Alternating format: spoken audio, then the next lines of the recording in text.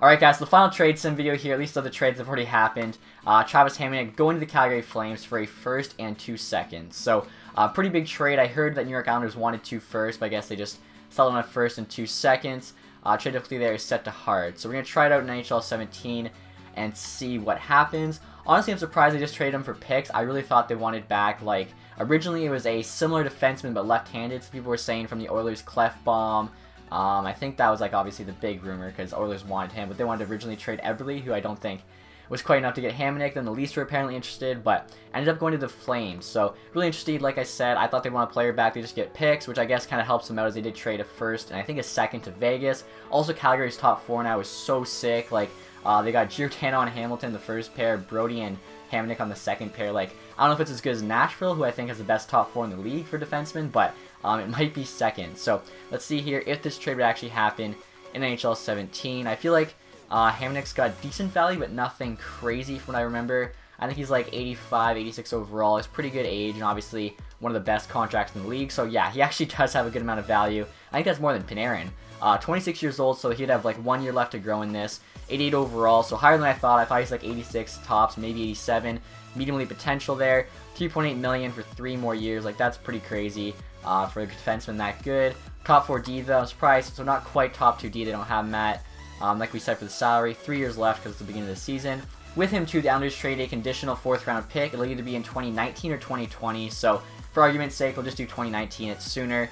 Calgary's conditional 2nd round picks also 2019 or 2020. So we'll just do 2020 for that. So draft picks here: the 2018 first, the 2018 second, and then like we said, I'll just do the 2019 second. So Calgary's like draft picks over the next 2 years.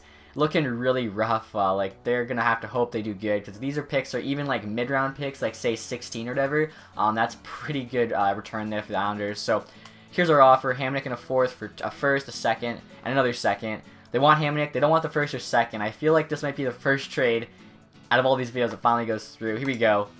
Trade accepted. So we get the picks back from Calgary, and honestly, I feel like if we make the trade as Calgary, New York might accept. Let's find out. Alright guys, so now I'm going to try this trade as the Calgary Flames. I don't think I've given my thoughts on the trade yet either. Like I was saying earlier though, I really expected the Islanders to trade Hamonic for a player, not picks. That's kind of surprising. It kind of makes it really hard to value because it depends where the Flames finish. Like if they make the playoffs, obviously there'll be later picks.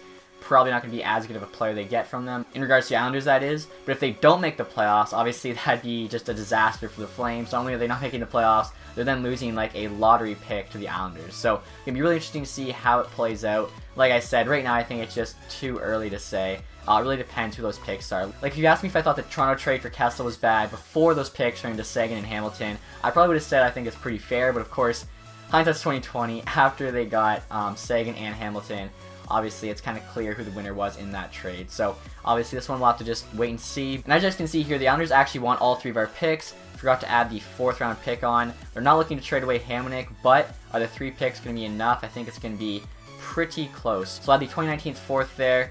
The value is pretty similar. We'll see what they say. Trade rejected. Okay, so according to this, the Flames won the deal as the Islanders are unwilling to accept the 1st and the 2 seconds, but of course the Flames did accept Hamonic for the exact same thing. So like I said, really tough trade to value. Would love to hear from you guys. Again, if I had to pick a winner, I think maybe Calgary, simply because you know what you have in Hamonic, where the picks, like I said, could be great players, but they could also be busts. So I guess the sure thing in Hamonic's slightly better than the picks, but you never know. So hopefully you guys enjoyed this video. If you did, leave a thumbs up. Thank you guys for watching. Have a nice day. Goodbye.